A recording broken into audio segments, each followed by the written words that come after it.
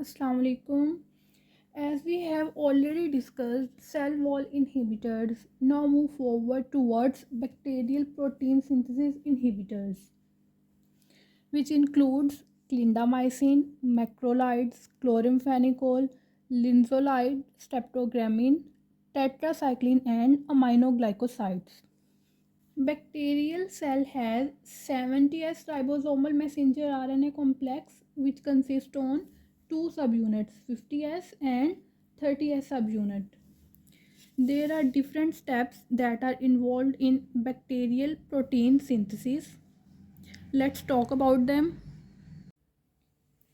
This is a figure from Katzeng about the bacterial protein synthesis. Here the encircled numbers are representing amino acids. The 70S ribosomal messenger RNA complex consists on two subunits 50S and 30S subunit. Here is a transfer RNA which is carrying an amino acid. As it is carrying an amino acid, it is called as you can call it as charge transfer RNA. Here are three different sites. In the first step, this charge transfer RNA is going to bind to the acceptor site. On the next site, here is an other transfer RNA which you call it as peptidyl transfer RNA because it is bound with the chain of amino acids through number 5 amino acid. In the next step, this long chain of amino acid is going to bind to this number 6 amino acid. Now the long chain of amino acid is bound to this transfer RNA, while this transfer RNA, this one is free from the chain. The step in which this long chain binds to this chain is known as transpeptidation. As this transfer RNA is free, it is known as uncharged transfer RNA. In the next step, this uncharged transfer RNA is going to release. The new 6 amino acid chain with its transfer RNA, this will shift to that place. As it is shifting or changing its location, this step is known as translocation. In this way, bacterial protein is synthesized, which involves different steps. Different antibiotics act on different steps. In a nutshell, we can say that 30S is a target for antibiotics, tetracyclines, and aminoglycosides, while 50S subunit is a target for all other protein synthesis inhibitors like we have clindamycin, macrolides, chloramphenicol, linezolide, and streptogramins.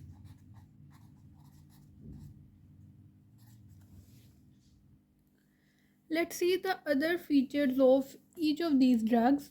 First one we have chloramphenicol. The mechanism of action of chloramphenicol is that it binds to 50S subunits and blocks transpeptidation. It is an bacteriostatic drug. About the mechanism of resistance of chloramphenicol, resistance is through formation of acetyl transferases. This enzyme inactivates the drug. The spectrum of chloramphenicol is wide, which includes some strains of H. influenza, Neisseria, Bacteroides. Keeping in mind that chloramphenicol is not active against Chlamydia species. Because of its toxicity, chloramphenicol has a very few uses as systemic drug. Still, it is used as a backup drug for infections that are caused by Salmonella typhi, Bacteroides fragilis, and Rickettsia. It is also used possibly in bacterial meningitis. About the pharmacokinetics, chloramphenicol is commonly used as topical antimicrobial agent. It is also effective orally. Through oral route, it has good tissue distribution including CSF. About the metabolism, chloramphenicol is metabolized through hepatic glucuronidation by a hepatic glucurono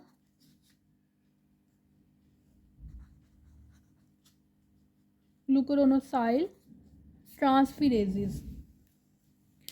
One point to ponder here is neonates, especially those who are premature, they are deficient in hepatic glucuronosyl transferase, and so they are sensitive to doses of chloramphenicol that would be tolerated in older infants. Next point is chloramphenicol is an inhibitor of cytochrome P450 enzymes. It means chloramphenicol inhibits hepatic drug metabolizing enzyme. So it is increasing the elimination half-lives of drug including phenytoin, telbutamide and warfarin. About the toxicity, side effects include bone marrow suppression. This bone marrow suppression is dose dependent and reversible. The other famous toxicity which is being associated with chloramphenicol is gray baby syndrome.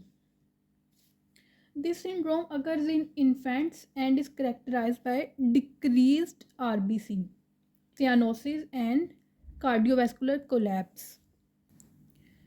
Next, we have macrolides that are usually ends at thromycin. Macrolides include azithromycin, clarithromycin, erythromycin. Among them, azithromycin has some unique properties that are different from the other drugs of this class. I will highlight these properties in our discussion. Macrolides are active against atypical organisms like Chlamydia, Mycoplasma, and Ureaplasma species. It is also active against Legionella, Pneumophila, C. jejuni, Mycobacterium avium, and H. pylori. Precisely, erythromycin is active against Campylobacter, Chlamydia, Mycoplasma, Legionella, gram positive and some gram negative. Azithro and clarithromycin, they both have almost same spectrum as azithromycin, but both of these drugs have greater activity against Chlamydia, MAC, which is Mycobacterium avium complex, and Toxoplasma. Let's see the clinical uses of macrolides.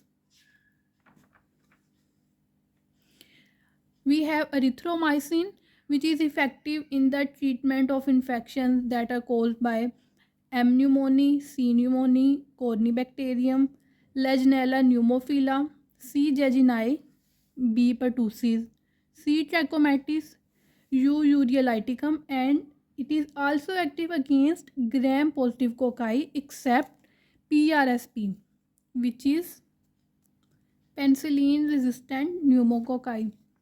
It is also active against beta lactamases producing staphylococci, but it is not active against MRSA.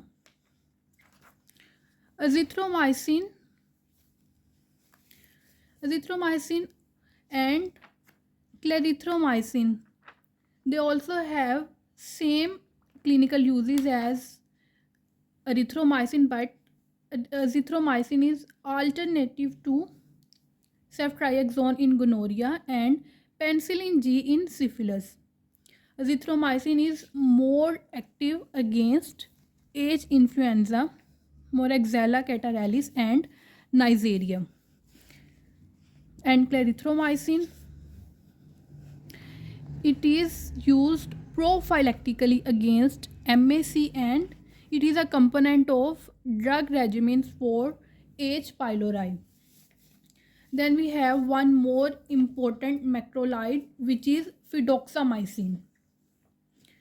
This fidaxomicin has narrow spectrum and it is selectively active against gram-positive aerobes and anaerobes. Fidaxomicin is as effective as vancomycin for the treatment of C. difficile colitis with lower relapse rate.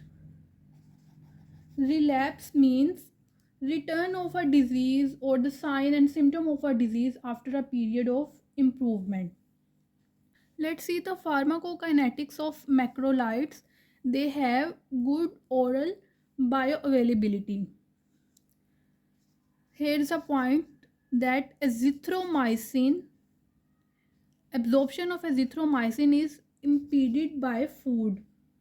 Macrolides are distributed to most body tissues, but here again azithromycin is unique in that the levels achieved in tissues and in the phagocytes are considerably higher than those in plasma.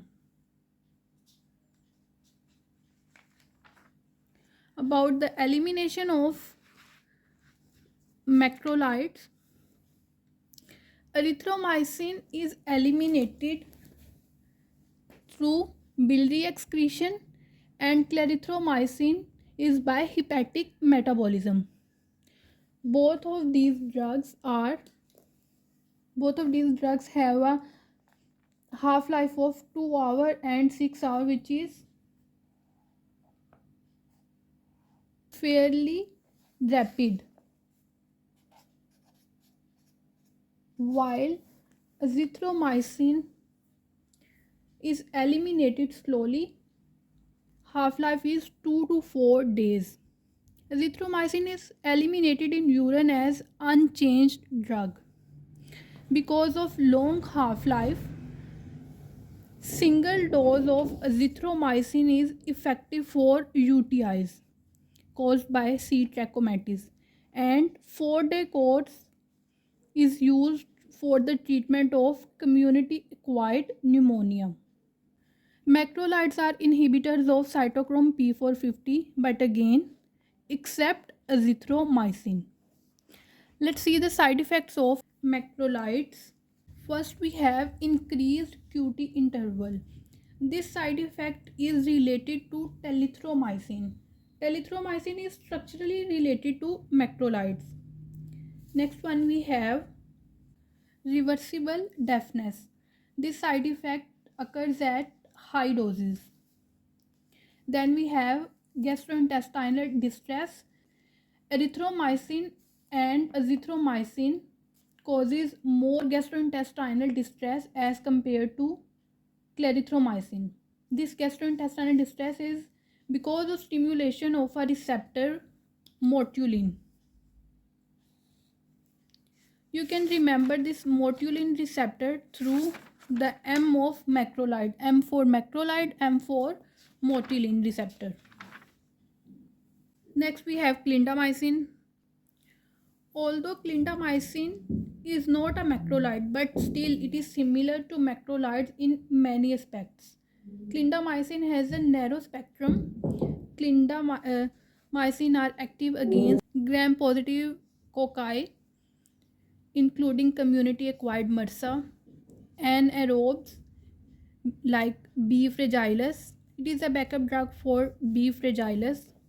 Keep this thing in mind that clindamycins are not effective against gram-negative aerobes. The reason is quite simple though, because of poor penetration of clindamycin through outer membrane.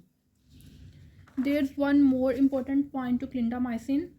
If a valvular disease patient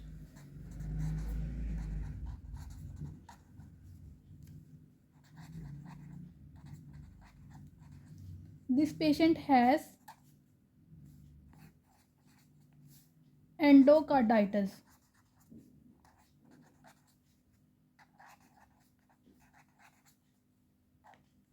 and he is allergic to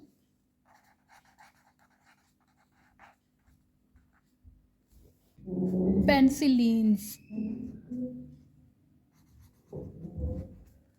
Then in that case, clindamycin is recommended prophylactically